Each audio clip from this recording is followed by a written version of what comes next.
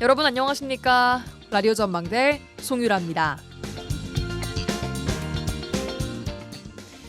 어제 이재명 대통령이 취임 100일 기자회견에서 교육 분야에 대해 교육 공간, 교수 인력, 재정 프로그램의 문제 때문에 방향을 잘 못 바꾸고 있다고 지적했는데요.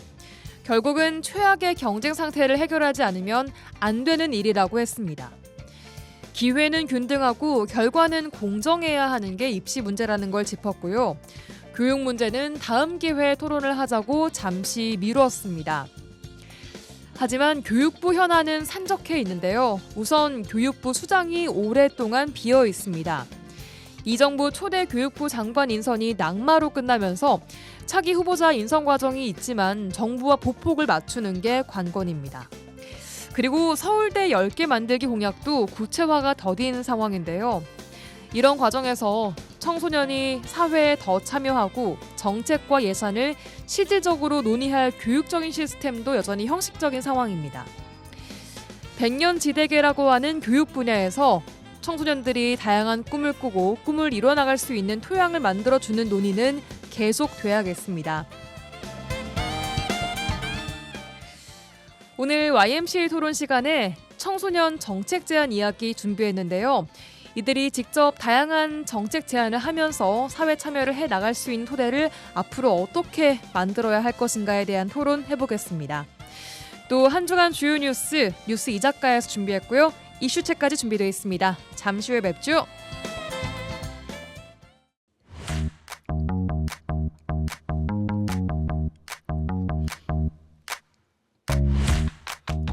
라디오 전망대 9월 12일 금요일 순서 출발합니다. 오늘 같은 불금엔 시사 한 잔, 이슈 한 모금, 뉴스 이 작가야 시간입니다.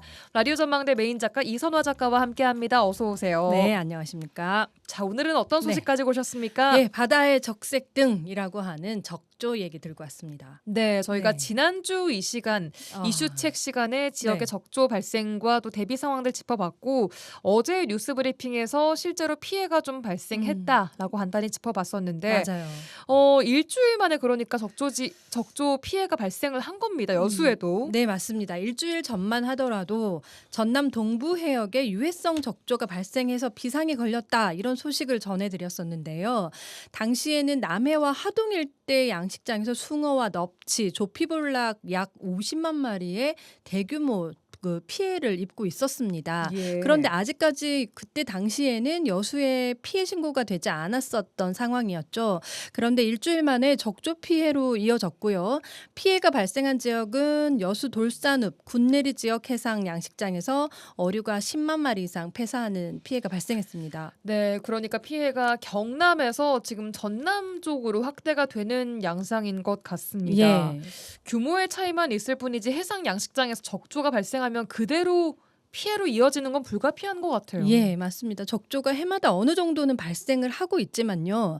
이번처럼 본격적인 피해로 이어진 거는 2019년입니다. 이후 6년 만에 전남 해상에서는 적조 피해가 났고요. 예. 피해를 구체적으로 좀 말씀드리면 현장 조사를 해봤더니 참돔 7만 마리, 돌돔 3만 4천 마리, 숭어 2천 마리, 농어 500마리 등 모두 해서 10만 6천 5백여 마리, 그리고 액수로는 2억 5천만 원 상당의 피해를 입은 걸로 나타났습니다. 네, 적조 방제선이 황토를 살포하고 해경에서도 수화포를 쓰면서 이 적조를 분산시키고 있다라고는 들었는데 네.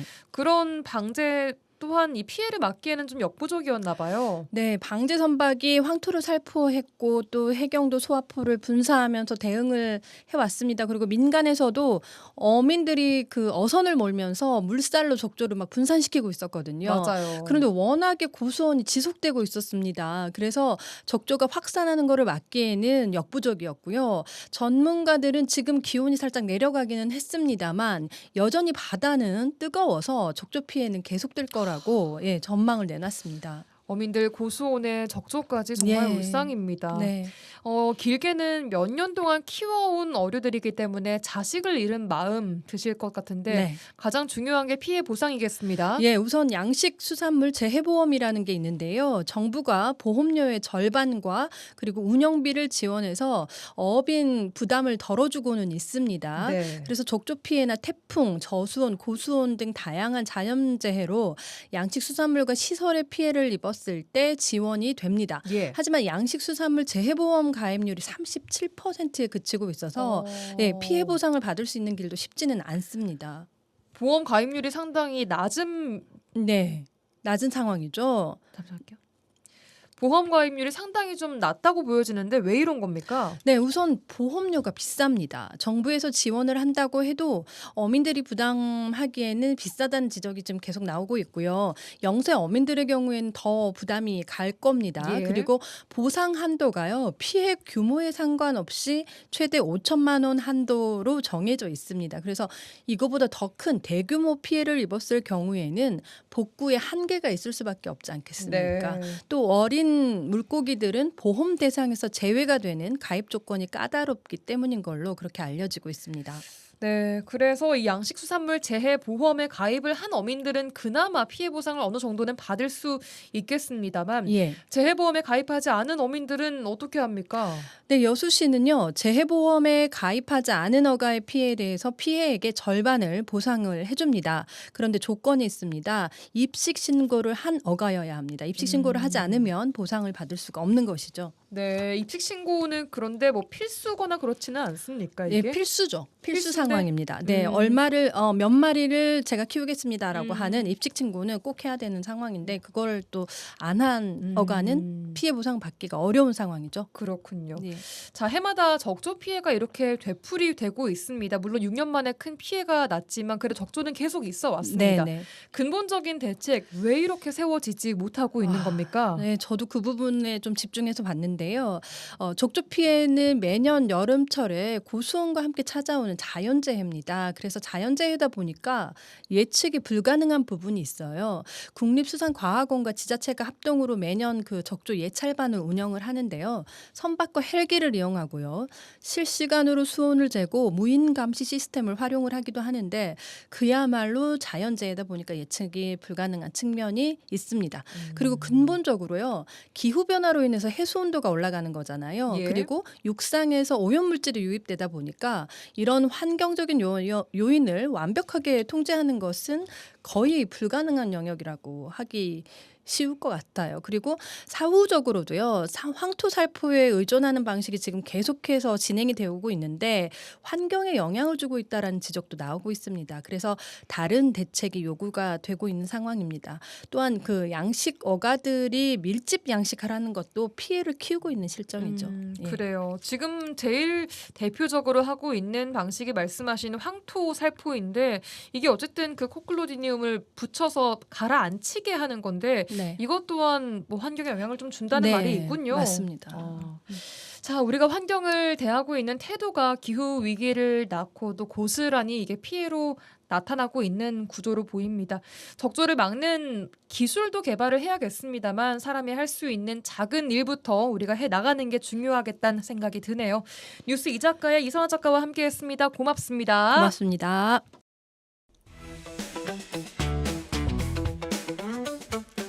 지역의 이슈를 직접 체크해드립니다. 이슈 체크. 네, 오늘도 이슈 체커 이미지 리포터와 함께하겠습니다. 어서 오십시오. 네, 안녕하십니까? 자, 오늘 어떤 이슈 체크해볼까요? 네, 오늘의 이슈 체크. 개관을 앞둔 여수 시립박물관의 누수 사태 체크해봤습니다.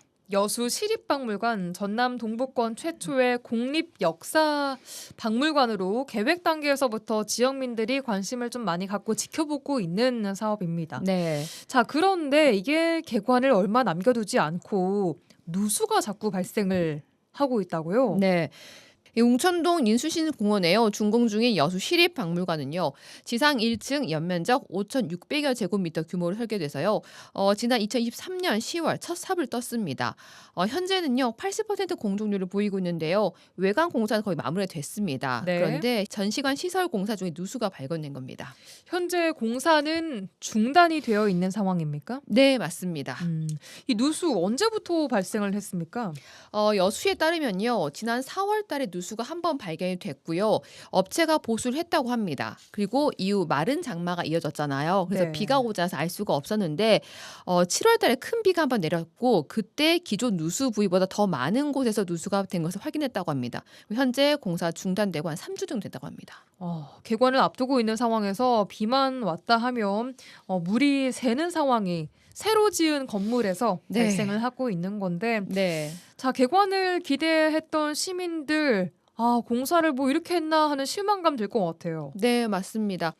시민들은요. 공원 한복판에 세워지는 만큼 공사 현장을 처음부터 지금까지 계속 지켜본 건데요. 네. 근데 어느 순간부터 이 공사가 진행되지 않아서 의문을 갖기보다는 이제 개관을 하겠구나라고 기대를 가졌다고 해요. 그런데 이렇게 갑작스럽게 누수라는 문제가 발생하면서 실망이 크다고 합니다. 또 아직 문을 열지 않은 박물관 누수 문제는 부실 공사라고 꼬집었습니다. 시민 얘기 들어보시죠.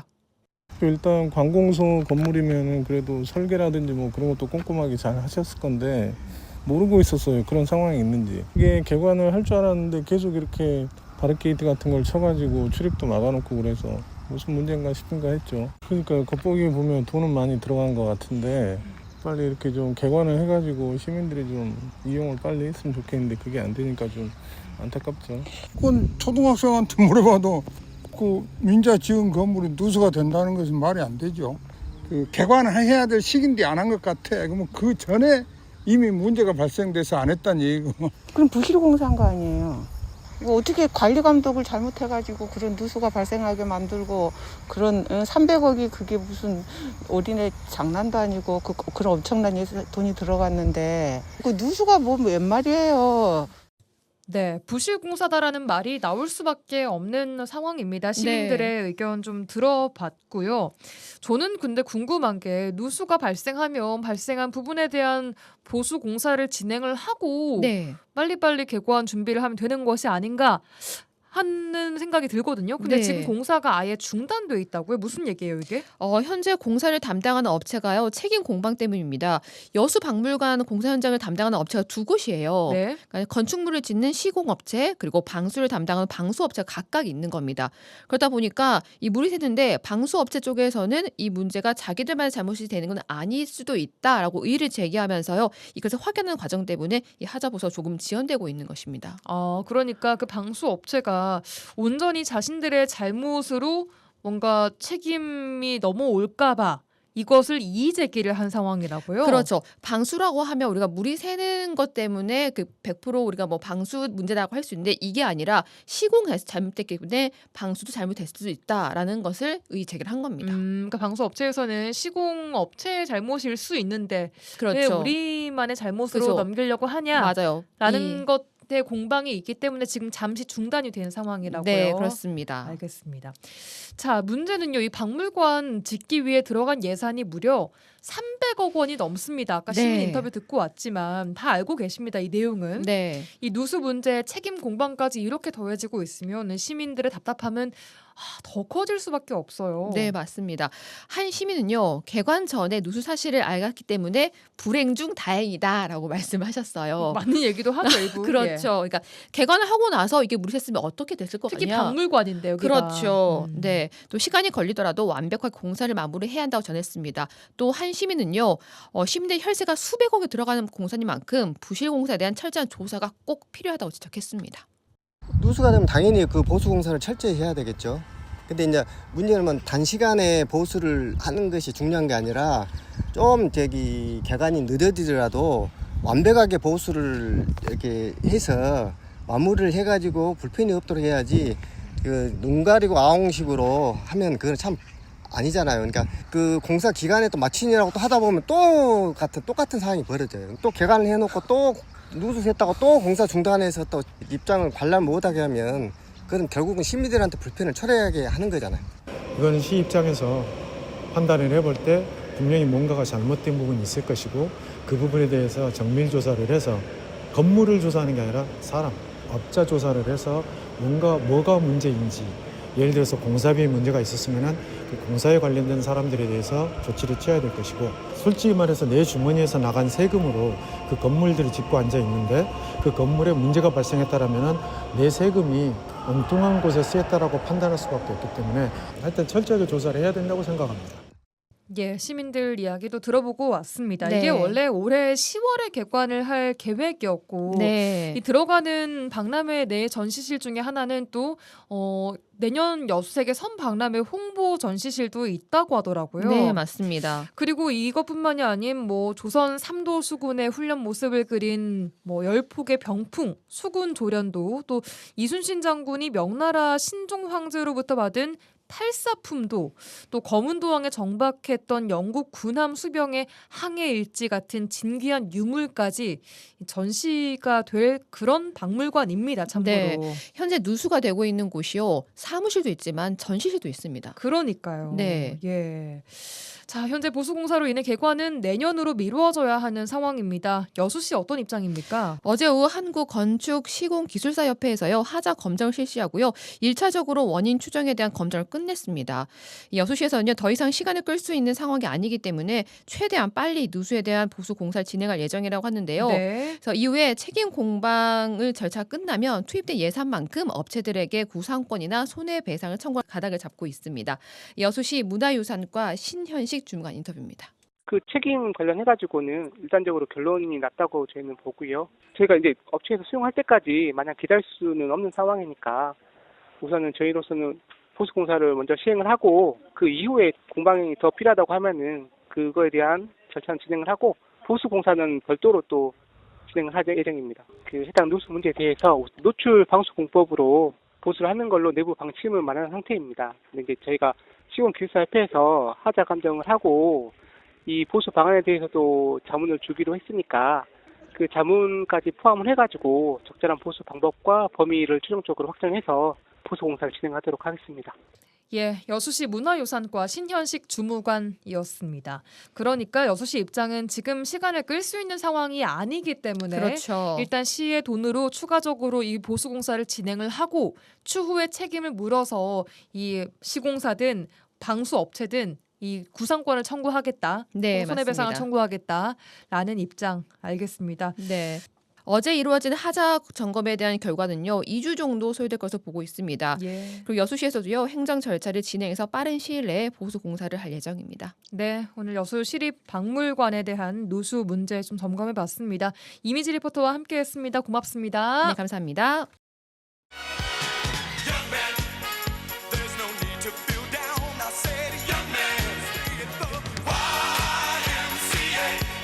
네, 지역의 대표 스피커 두 영맨들의 화끈한 토론 한판 YMCA 토론 시간입니다. 오늘도 두 분 영맨 모시고 이야기해보겠습니다. 여수와 순천 YMCA 김대희, 김석 총장님 두 분 나와 계십니다. 어서 오십시오. 네, 안녕하십니까. 안녕하세요. 네, 안녕하십니까. 한 주간 잘 보내셨습니까? 김대희 총장님? 네.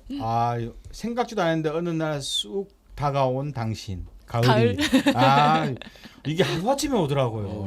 서서히 그렇죠. 변화되는 게 아니라 한 2, 3일 사이에 가을이 와버렸어요. 예. 에어컨 그래도 없이 맞아요. 4일 전부터 에어컨 없이 살아가거든요. 생각지도 않은 가을이 어느 날 내 마음속에 와버립니다. 가을 좀 타십니까? 어떻게?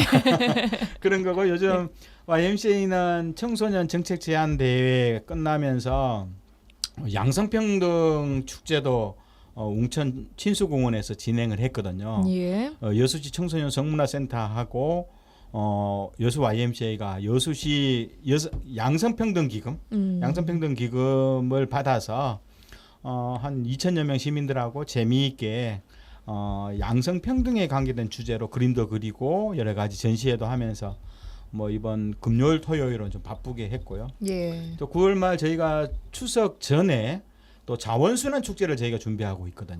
그동안에 한 4년 동안은 여수 YMCA가 돈을 내어서 자체적으로 했는데 올해부터는 여수시가 예산 2천만 원을 만들어서 왜 그동안에는 NGO인 YMCA가 1년에 2천만 원씩 예산 투자해서 자원순환 축제를 했는데 네. 여수시가 이 내용을 보면서 좀 더 우리 사회가 지속 가능한 사회, 탄소 중립 사회로 가려면 진짜 에너지, 특히 이제 자원 영역이 네. 새롭게 좀 순환되는 그런 세상을 어떻게 만들지를 여러 가지 시민들에게 모여서 교육도 하고 체험도 하고 또 다양한 정책적 아이디어도 내는 뭐 그러한 형태의 자원순환 축제를 9월 27일 날까지 우리가 한 2주 동안 예. 여수 시민들하고 같이 전개할 건데 그런 준비들 때문에 일주일이 굉장히 바빴습니다. 예, YMCA 내에서도 각종 이 행사 축제가 참 이제 가을 되니까 더 많아지는 것 같은 느낌입니다.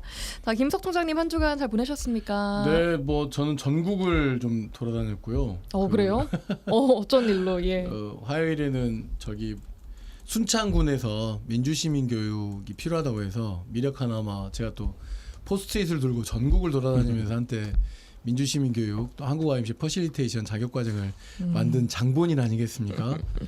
그러다 보니까 현장의 경험 또 주민자치, 마을공동체 이런 쪽에 많은 경험을 갖고 있다 보니까 그런 걸 전달해 드리는 시간이었고 네. 그다음에 또 충청도 오송에서 한국 YMCA 사무총장을 선출하는데 제도 개선이 좀 필요하다고 하는데 그게 제가 참여하고 있는데 굉장히 좀 무거운 조직이 돼버렸어요. 한국 YMCA가 어느 순간. 그래서 이것을 좀 민주성을 좀 회복하기 위해서 사무총장은 적어도 직접적으로 이사회와 사무총장들이 참여한 가운데도 좀 직접 선거가 됐으면 좋겠다라고 하는 그런 제안들을 하는데 쉽지 않은 참여고요. 쉽지 않은 그 제도 개선이고 또 뭐 그것뿐만 아니라 그 곳곳에서 마을 공동체 기본법, 그다음에 뭐죠? 주민자치 법제화, 민주시민교육 활성화법이 논의되고 있는데 이런 것들이 풀뿌리에 있는 지역 현장 사람들과 전혀 소통이 되고 있지 않잖아요. 그래서 그 관련된 내용으로 사실은 국회에서 그런 일정들도 지금 현재 조직하고 있고 그다음에 9월 17일에는 그 마을 공동체 주민자치회 이런 것들을 좀 이야기해보자고 전국에 조금 이름을 갖고 있는 사람들을 초청해서 그 콜로키움이라는 방식으로 예, 마을 공동체에 대한 허심탄회한 토론을 해보자. 말이 이제 좀 있어 보이잖아요. 그런 거예요. 네. 가둬놓고 주제와 관련해서 충분하게 토론을 해본다. 허심탄회하게 시간 제약 없이. 그렇군요. 설마 세움과 콜로키움을 같이 보시는 송유라 아나운서님이 신박한 말씀 감사합니다. 예, 딱 떠올랐어요 그냥. 네. 자, 알겠습니다. 두 분의 한 주간도 이야기들 또 근황 들어봤고요. 자, 오늘 주제로 들어가 보도록 하겠습니다. 아까 김대희 총장님이 잠깐 말씀하셨던 청소년 정책 대회와도 좀 연관이 된 내용인데요. 최근 여수에 사는 청소년들이 여수시 의회를 찾아서 정책을 제안하는 자리가 있었습니다. 이게 벌써 5회째인데요. 지역에 있는 청소년들이 그리는 미래 지역상 또 그것을 이루기 위한 구체적인 정책을 직접 그들이 내놓는다는 것이 참 대견하기도 합니다.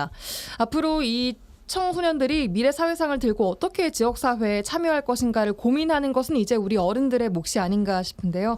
지역의 아동 청소년 정책을 오랫동안 고민해 오신 두 분과도 잘 맞는 주제여서 이 얘기를 한번 해볼까 합니다. 청소년 정책 대회에서 일단 어떤 이야기들이 좀 나왔는지 가장 궁금해요. 김대희 총장님. 네네. 올해로서 5년 차를 맞이하고 있거든요. 그래서 여수 지역에 있는 중고등학교 청소년들한테 생활 속에서 느끼면서 가장 이것이 여수시장님이 혹은 또 여수 교육장님이 이런 정책을 해주면 우리 여수 지역 청소년들 굉장히 행복하겠다라고 생각하는 청소년을 위한 정책이 무엇이 있을까? 그래서 이것은 개인부터 해서 팀이 만들어져서 어떤 정책을 제안하는데 이번에 한 20여 개 팀이 와서 그중에서 이제 예비 심사를 거쳐서요. 예선을 거쳐서 총 8개의 청소년 정책이 올라왔습니다.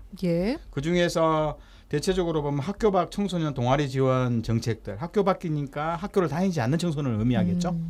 그리고 뭐 특성화고 현장 실습 제도가 없어졌거든요. 축소되거나 없어졌는데 여수시 청소년 인턴십 제도라든가 그리고 뭐 일회용 컵 그리고 뭐 텀블러 운영 카페 지원 사업들 뭐 이런 사업들. 근데 문제는 이 8개의 본선에 올라온 작품 중에서 정책 중에서 4개가 청소년들 교통권, 이동권과 관련된 내용이 많더라고요. 그래요? 아마 청소년들은 대중교통이 아니면 네. 못 움직이잖아요. 음. 그리고 아침 일찍 새벽부터 나와서 밤 늦게까지 집에 귀가하는 성격이라서 어른들이 아마 자가용 하나로 다 끝내지만 청소년들은 그래서 대중교통에 대한 정책이 4개가 나왔는데 예를 들어서 뭐 1,000원 기가 택시를 좀 지원하자. 늦게 왜냐면 밤에는 집에 10시, 갈 11시, 때. 12시에 들어오니까 이때는 버스도 끊기니까 뭐 택시비를 지원하자. 그리고 버스 정류장이 너무 덥다 이번 폭염에. 그래서 뭐 쿨링 포크라든가 그린 루프 좀 해서 좀 정류장을 좀 시원하고 따뜻하게 만들어주라 겨울에는 이런 내용들. 그리고 등하교 시간에는 시내버스를 좀 학교 앞으로 집중적으로 2대씩 배치해달라. 뭐 이런 정책들이 다양하게 나왔거든요. 청소년들이 평소에 느꼈던 내용도 정책화시켰고 또 하나 환경 관련 주제가 많아요. 그래요. 이건 평소에 아이들이 환경 문제를 또 지속 가능한 도시 이런 내용들을 상당히 많이 고민하고 있다는 것을 알 수 있었던 그런 정책 제안들이 많이 나왔습니다. 예, 우리가 몰랐던 진짜 학생들이 생활 속에서 느꼈던 그런 부분들이 정책으로 제안된 것 같은데요. 네, 이 중에서 이제 1등이 요즘 특성학교 우리 이제 여수에도 홍종훈 학생 현장 실습생 사고도 안타깝게 있었잖아요. 그러니까 특성화고등학교에서 현장 실습 제도가 가히 축소시켜 버렸어요. 예. 그러니까 요즘 아이들은 고등학교 2, 3학년 특성화고나 실업계 고등학교 학생들은 실습이 없어요. 예. 그렇게 해서 여수시가 공공기관이나 아니면 민간 일반 기업을 대상으로 청소년 인턴십 제도를 좀 도입했으면 좋겠다. 이게 1등을 받았거든요. 상당히 심사위원들이 이거 관심 있게 봤고 여수시는 이걸 아마 정책화할 것 같아요. 그래요. 그리고 2등은 일회용 컵과 보통 일회용 컵을 먹고 우리가 뭐라 그럴까요? 음료수가 많이 남잖아요. 근데 이것을 길거리에 그냥 버려버리거든요. 그러니까 너무 좀 지저분해지고 일회용 컵도 수거가 안 되고 하니까 전처리 시설을 하수 그 구 옆에다가 설치를 해서 음료도 버리고 그리고 일회용 컵도 해소할 수 있는 시스템 만들자. 아이디어가 굉장히 좋은 게 많더라고요. 거네요. 이런 것들이 좀 우수한 성적으로 등수안에 들었습니다. 그랬군요. 자, 여수시 청소년 정책 대회 좀 들어봤는데 김석 총장님 내용 어떻게 들으셨습니까? 제가 또 현장을 또 가봤다는 거 아닙니까? 이 현장이요? 네, 정책 같이 대회? 있었습니다. 같이 있었고, 그래요. 그 예비 심사할 때 이렇게 정책을 만들어 주세요. 또는 이렇게 정책이란 이렇게 구성된 겁니다라고 하는 또 교육을 또 제가 담당을 했었습니다. 그러셨구나. 예. 저희 굉장히 좀 애정 어린 건데 저보다 심사위원을 해달라고 그건 내가 순천에 있는 사람이 할 일이 아니다. 심사는 안 하시고. 네. 예. 왜냐하면 누군가 등수를 매기는 게 저는 그게 너무너무 힘들더라고요. 사실 살면서 누구에게 등수를 매기는 게 너무 마음이 힘들었는데 약하셔서. 어떻게 들었냐고 하면 물어보셨잖아요. 예. 너무 훌륭한 발표였습니다. 일단 여수시 의회 본회의장에서 발표한다는 것도 되게 뭔가 조금 아이들에게 우리 청소년들에게 굉장히 새로운 영감을 줬을 거예요. 본회의장 앞에서 그러니까 두 분 다 의원 안 해보셨잖아요. 저는 의원 해봤잖아요. 그 본회의장 앞에 그 대에 설 수 있는 사람은 정책이나 결의안이나 무슨 조례안을 보고하는 자리거든요. 예. 그 자리에 우리 청소년들이 직접 서가지고 자기가 가지고 있는 정책을 설명하고 실제로 여수시 의회가 운영되는 것처럼 이렇게 모두가 앉아있고 정책 설명하는데요. 저는 김대희 총장님은 그런 걸 잘 모를지 모르겠지만 저는 막 눈물이 날라 그러더라고요. 세상이 정말 많이 변했구나. 청소년들이 이렇게 본회의장을 내어준다고. 예를 들면 본회의장에 청소년들이 견학을 오는 경우는 있지만 그냥 청소년들이 불러보러, 본회의장에서 본인들이 가지고 있는 정책 제안을 설명한다. 이제 시장님 자리도 한 번씩 일일 청소년 시장님도 만들어보고 뭐 이렇게 하면서 청소년들이 미래 권력이잖아요. 이 미래 권력이 지역의 중요한 정책 문제에 관여한다라고 하는 것이 좀 더 많은 청소년들의 참여를 위한 노력이 좀 필요할 것 같다라고 하는 생각이고 그래서 그렇다고 이제 놓고 보면은 약간 뭐 정책 제안 너무 딱딱한 단어잖아요.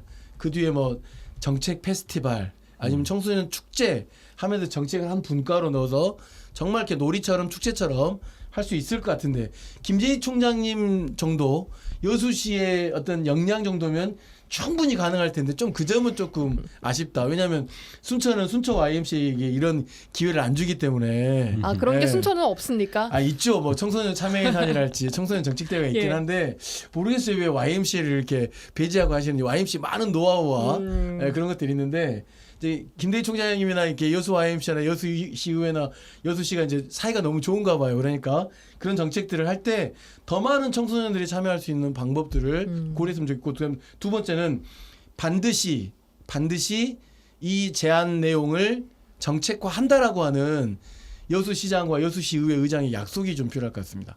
그러니까 그런 것은 없었습니까? 반드시 가령 예를 정책- 들면 청소년 참여 예산제로 한다고 하면 그거는 바로 적용이 가능하거든요. 다음에 예산으로. 예.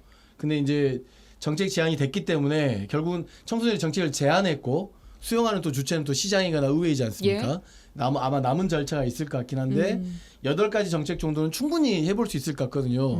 그래야 그러니까 내 생각이 반영돼야 청소년 생각들이 반영돼야 여기 정책에 더 많은 사람들이 좀 참여할 수 있을 것 같고 좀 더 하나 욕심을 부려본다면 청소년 의회를 아예 자체 구성해가지고 학교 대표별 뭐 이렇게 구성해가지고 실제 의회가 의안 심의를 하는 방식도 또 하나의 꼭지로 만들어내면 와 여수시가 청소년 정책을 생산하는 전국 전 세계 1등 도시가 될 것 같다. 어허. 예, 그걸 위해서 제 도움이 필요하다고 하면 언제든지 도울 준비가 됐다. 순천을 돕고 여수로 싶은데 오신 것 같아요 지금. 아니, 순천을 돕고 싶으면 순천은 저를 안 불러주니까 예, 그렇습니다. 여수를 돕겠다. 그 작년에 실제- 제4회 그 청소년 정책 제안 대회가 있었는데 우수상을 받았던 내용이 부영여고 학생들이 팀으로 제안했던 여수시 그 바이오필릭 시티 조성 내용이었거든요. 예. 근데 당시 심사위원으로 왔던 여수시의회 박성미 의원이 예. 이 내용을 가지고 여수시의회가 관련된 도시계획 조례에 이 내용을 반영을 했거든요. 그러면서 이 바이오필릭 시티라는 제안은 결국 도심 속에서 또 여수시 공공기관이나 공공건물, 공공장소 혹은 또 특정한 도심 공간에 자연과 식물이 함께 존재할 수 있도록 만들어주는 좀 더 따뜻하고 녹색의 도시를 만들자는 예. 청소년들의 아이디어를 박성미 의원은 이걸 제도화시켰거든요. 이러면서 여수시도 도시계획 영역에 있어서 또 건축 조례에 있어서 요 내용들을 앞으로 기본적인 인허가 과정에 반영하도록 해주는 그런 좋은 좀 정책화된 사례가 있어서 앞으로 이번에는 이제 문갑대 부회장님이 시의회 부회장님이 오셔가지고 보셨고 또 본인 또 이 경비를 일정하게 내셨어요. 본인 그 요즘 시의원들은 정치 자금을 받으면 그걸 그대로 자기 개인으로 안 쓰고 공공 토론회나 간담회 방식으로 받는데 그 중에서 150만 원 정도를 이번 청소년 정책 제안대에 쓰셨는데 본인도 이 중에서 몇 개 사업들은 조례를 만들거나 아니면 여수시 예산이 반영된 실현 사업으로 하겠다고 1, 2, 3등에 들어왔던 작품들은 청소년들 대안들은 그렇게 하시겠다고 약속을 하셨어요. 예. 좋은 뭐 그 모델이 될 것 같긴 한데 한 개인의 뭐 의원실보다는 여수시의회, 여수시 교육청, 그다음에 뭐 여수 YMCA, 여수시 이렇게 공동으로 해서 아이들의 정책 제안 과정들이 학생부에도 좀 기록될 수 있도록 하게 하고 좀 너무 그렇게 좋겠고요. 하면 더 많은 청소년이 좀 참여할 수 있을 거라고 생각하고 예. 잘 해낼 수 있을 거라고 생각합니다. 여수 화이팅. 예. 마무리 지으시는 듯한. 자, 부러워서 그렇습니다. 부러워서. 아니 이 청소년들이 제안한 정책들을 가지고 실제 논의의 장으로 끌고 들어가는 동력이나 매개체 지금은 좀 어떻게 되어 있습니까? 현재 여수시도 그렇고요. 예. 여수시 의회죠. 청소년 의회로 법적으로 구성되어 있고요. 순천도 그렇고 광양도 그렇습니다. 그래요. 네, 그 의원 수만큼 여수가 26명이 시의원이 있다면 학생 대표 26명이 구성되어 있어서 3월에 새롭게 학년이 구성되면 여수시 청소년 의회가 구성됩니다. 1년 동안 활동을 하게 되고요. 순천도 그 제도가 있고 예. 다 운영을 합니다. 예. 그런데 문제는 아무도 몰라요. 그 저도 말은 몰랐습니다. 뭐냐면 이 내용이 너무 형식적이고 일회용 그냥 거칠의 행사식으로 시행된다는 겁니다.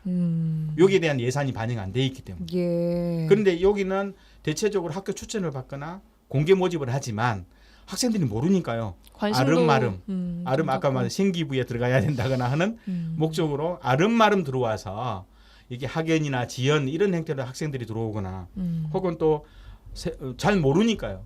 아니, 학연 지원은 너무 많이 나가신 거 같고. 그래서 나름대로 형식적 일회용 행사식으로 보통 기초 지자체 전라남도도 의회가 있습니다. 또 도교육청도 청소년 의회가 있고요. 예. 각각 기관마다 청소년 의회를 구성하도록 되어 있는데 좀 더 이런 것들을 청소년 단체나 예. 아니면 그걸 의하거나 아니면 지역 사회에 좀 더 공개화 시켜서 예. 투명하게 운영하는 시스템으로 간다면 그리고 여기서 나온 내용들은 매주 토요일이나 또 1년 10개월 동안 운영해야죠. 왜냐하면 1년에 한 번 딱 개소식 때 개회식 청소년 의회 개회식 때 사진 찍고 끝나는 거죠. 그래요. 그게 아니라 매주 매월 청소년들이 모여서 상임위원별로 상임위원회가 상설 상임위원회가 시의회가 4개라면 청소년 26명도 4개에 배정되어서 나눠서 여기서 정책이 나와서 이걸 공무원 담당 공무원 시장 불러서 질의하고 좋은 것은 정책화 시켜내고 이런 식으로 좀 의회가 돼야 되는데 아직은 전남 동북권 지역에 있는 기초 시군 단위의 시의회는 아직도 좀 형식적으로 이루고 있다. 이렇게 잘 운영되게 하면 됩니다. 이번 정책 대회는 이 시 청소년 의회랑은 별개로 진행이 된 거고요. 네, 여수 YMCA가 별도로 진행합니다. 알겠습니다. 이 청소년들이 지역의 미래상을 고민할 수 있는 그 환경이랄지 텃밭 이런 것도 되게 중요할 것 같아요. 지금 청소년들의 삶이나 이런 걸 봤을 때 어떻게 보십니까? 환경이 그렇게 썩 좋은 건 아니죠. 일단은 뭐 인문계 고등학교는 입시 또는 뭐 다른 곳들도 굉장히 어떤 삶과 좀 동떨어져 있는 것이라고 인식되는 게 강하잖아요. 그러니까요. 저는 이제 기본적인 건 그런 거죠. 모든 권력은 국민으로부터 나오는 거지 않습니까? 민주공화국이고 청소년들도 국민이에요. 청소년에게 필요한 예산은 청소년들의 생각을 듣고 생각이 결정될 수 있도록 하고 그럼 그런 정책들을 만드는데 청소년들의 이야기를 들어야 되는 것이 기본적인 원칙이고 철학이지 않겠습니까? 예. 그러려면 어른들이 청소년 문제를 결정한다라고 하는 그 굉장히 좀 기득권을 내려놓을 필요가 있는 것이죠. 예. 그래서 그 기득권을 내려놓는다라고 하는 기본에는 방금 이제 송렬 아나운서 이야기하신 것처럼 청소년 의회도 청소년 참여 예산도 직접 청소년들이 할 수 있도록 해야 되는데 예. 그런데 청소년들이 하기에는 상당히 좀 부담스러운 일이지 않습니까? 전문성도 떨어지고 그럼 이미 어른들이 가지고 있는 공간 안에서 청소년이 마음껏 할 수 있게끔 만들어줘야 되는 것이죠. 예. 그러려면 결국은 제도화가 필요한 것이고 제한이 정책화되고 조례안에도 예를 들어서 몇몇 시의원이 선택적으로 청소년의 좋은 정책을 가져가는 것도 방법이기도 하지만 청소년의 정책이 8가지 정책이 나왔다고 한다면 이것을 어떻게 제한화하고 그다음에 안 되는 이유는 무엇인지 이런 피드백을 전해줄 필요가 있겠죠. 그리고 이 피드백 관련된 내용에 대해서 교육청과 같이 공통으로 진행한다고 한다면 학교 내의 활동과 연계해가지고 예. 하면 더 많은 청소년들이 정책을 제안할 수 있고 또 그게 생기부에 기록되면 참여 동기도 상당히 높아질 것 같고 예. 자원봉사 점수도 조금 줄 수도 있도록 하고 돈으로 줄 수 있지는 않지만 다양한 뭐 포인트와 마일리지를 좀 적용한다고 하는 방식으로 한다면 청소년들이 더 많은 방식으로 참여할 수 있을 것 같고 또 아이들이 정책과 제안이 이렇게 뭐 제안 설명, 배경, 예산 이런 거 아이들이 잘 못하지 않습니까? 이런 것도 한쪽에서는 아이디어를 정책화 할 수 있게끔 뭔가 보고서를 만들어주는 YMCA 형식적으로 같은 것에서 도와주는? 그렇죠. 형식을 도와주는 그룹도 있어야 이게 가능한 것이다. 그래서 그런 걸 가장 잘하는 곳이 어디냐? 순천 YMCA다. 순천에도 그 청소년 의회가 있지 않습니까? 네, 순천 YMCA가 예전에 주민자치회 우리는 공동체 쪽에 굉장히 집중을 많이 하고 있었잖아요. 그래서 순천시 의회 뭐 청소년 의회 제안도 하고 청소년 참여 예산도 좀 제안하고 그래서 운영되고 있는 걸로 알고 있는데 예. 굉장히 좀 잘 되는 것은 그러면 별량면 주민자치총회하고 예. 청소년 별량면 청소년들의 정책 한마당이 결합되어 가지고 예. 주민총회에서 별량면에 있는 청소년들이 내놓는 아이디어가 주민 참여 예산으로 결정되고 있는 대단히 중요한 모델이 있고 이 모델은 그래요. 전국에서 배우려고 애쓰고 있는 노력들이죠. 이런 것들을 해내고 있으니까 예. 이걸 좀 이제 확대해서 그렇죠. 이제 별량중학교랄지 송산초 뭐 별량초랄지 일종의 뭐 어떻게 보면 혁신학교 지구가 있기 때문에 가능한 것도 있지만 예. 주민자치회가 이 청소년들의 의견을 수용한 것들이 예. 갈수록 늘어나고 있습니다. 왕조 일동 주민자치회도 그렇고 덕연동 주민자치회도 그렇고 최근에 삼산동 주민총회에서도 청소년들의 의견을 묻는 과정들이 좀 진행되고 있기 때문에 순천 같은 경우는 별도로 뭘 하려고 하기보다는 주민총회에서 참여 예산을 결정하기 때문에 이때 청소년들의 참여가 좀 더 확대하는 방식으로 진행되는 것이 좀 좋지 않을까 싶고 예. 여기에 모아진 굉장히 중요한 청소년들의 아이디어가 순천 청소년 의회에서 논의되고 심사되고 의결되는 방식을 가져간다고 하면 이게 생각만 해도 너무 지금 발랄하고 좀 경쾌하고 그러지 않습니까? 이걸 잘한다니까요, 순천 YMCA가. 네, 그리고 또 그렇습니다. 하나 제 생각엔 중요한 게 이걸 냈을 때 우리 얘기가 진짜로 맞습니다. 들어주네? 정책이 되네? 우리 삶이 바뀌네?라는 걸 그들이 직접 좀 느껴야 될 것 같아요. 거기에 우리 순천 시장님께서 브리핑도 하고 청소년들이 이런 정책이 이만큼을 수용하고 이랬습니다. 청소년들이 이런 고민이 지금 현재는 환경과 또는 아까 말씀하신 대중교통에 집중되어 있네라고는 현장의 이야기를 듣는 거 아닙니까? 예. 청소년들이 유권자가 아니다 보니까 예산이 청소년들이 표를 줄 수는 없지만 청소년들이 결국 미래 권력 아니겠습니까? 예. 그렇기 때문에 청소년들 이야기를 좀 들을 수 있는 그런 환경을 꼭 조성해 주시기. 아니 지금도 잘하고 계시는데 그런 매개가 되겠다. 순천 YMCA가 그래서 YMCA가 네 그렇습니다. 예, 알겠습니다. YMCA 토론이니까. 청소년들이 이런 정책 제안을 넘어서 실제로 아까 어려운 부분이라고 말씀 주셨지만 예산 편성과 같은 영역에서까지 지역사회에 좀 깊이 참여할 수 있는 모형 개발 어떤 걸 좀 제안 주시겠습니까? 김대희 총장님. 네, 제가 보기에는 뭐 수원시가 그 청소년 의회 제도를 4년 전부터 좀 진행을 했는데 굉장히 모범적으로 하고 있거든요. 모험적으로요? 모범적으로. 예. 네네. 왜냐하면 수원시 청소년 의회 제도는 막 형식적으로 이루어지지 않아요. 1년 동안 한번 공개적으로 모집했으면 1년 동안 그 청소년들이 각 상임 분과별로 배속되어서 계속 1년 동안 정책을 만들고 해당 공무원을 불러서 질의응답도 받고 의회식으로 운영돼요. 그러니까 일회용 사진만 찍고 3월달에 끝나는 것이 아니라 계속 운영되는데 상당히 많은 정책들 30여 가지가 실제로 수원시 정책에 반영이 되는 거예요.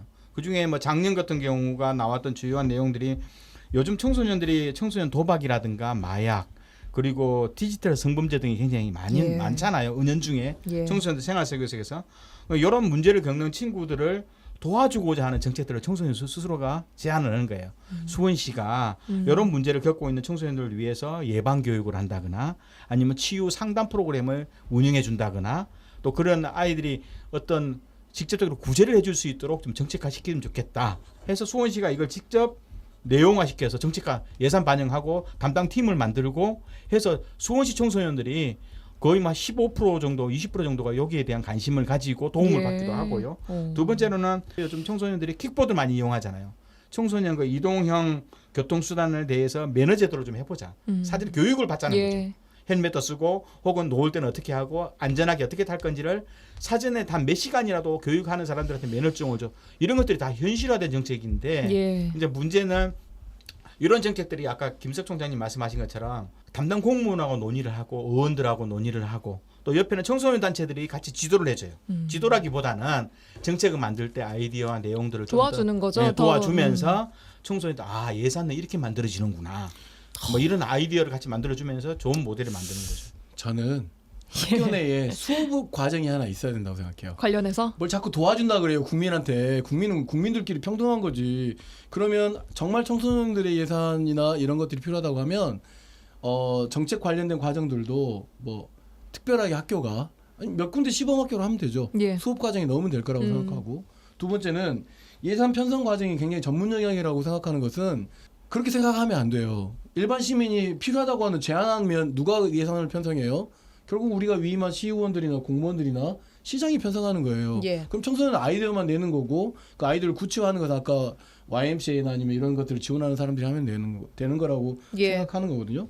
그다음에 이제 예산 편성 관련된 내용들도 전문적인 영역이기 때문에 해당 부서에다 검토해가지고 이거 필요한 건데 예산 편성이 어떻게 될 거냐라고 그런 걸 각 부서가 해줄 수 있게끔 체계화 이런 구조를 만들어야 되는 것이라고 보는 거죠. 그래서 교육도 중요하다. 그렇죠. 그만큼. 그래서 청소년 참여 예산제가 제일 중요한 거예요. 청소년 참여 예산제를 하고 그것을 의결하는 것을 청소년 의회가 하고 이걸 진짜로 순천시의회와 또는 여수시의회와 순천시장과 여수시장이 이걸 피드백해 주는 게 필요한 거죠. 그다음에 또 하나 정말 재미적인 요소와 결합한다고 한다면 어떤 지역의 사례를 카피하려고 하는 것보다는 정말 우리 청소년들에게 창의적으로 하려고 한다고 하면 예를 들면 아까 그런 뭐 페트병 관련한 문제를 할지 뭐 무엇이 필요하다고 하는 것을 소셜 펀딩을 하면 돼요. 그러니까 청소년들이 직접? 가장 가장 컴퓨터 핸드폰으로 가깝잖아요. 펀딩할 수 있는 플랫폼을 시가 만들어주면 되죠.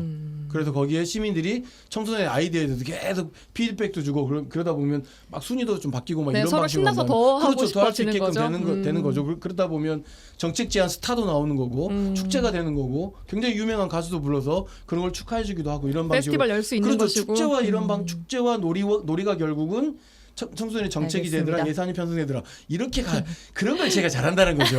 예, 이상입니다. 예, 이상입니다. 자, 이상 여기까지 듣겠습니다. 말씀하신 대로 그 관심을 높일 수 있는 장치들을 만들어주는 것은 또 우리 어른들의 몫이 아닐까 맞습니다. 싶은 네. 생각이 듭니다. 오늘 두 분과 함께 또 전문가 두 분과 함께 청소년 정책 제안 관련된 이야기 해봤습니다. 여수와 순천 YMCA 김대희 김석 총장님과 함께했습니다. 고맙습니다. 네, 감사합니다. 청소년 화이팅! 감사합니다. 라디오 전망대가 9월 12일 금요일에 준비한 내용은 여기까지입니다. 저는 다음 주 월요일에 돌아오겠습니다. 구성 이선화, 연출 송유라였습니다. 고맙습니다.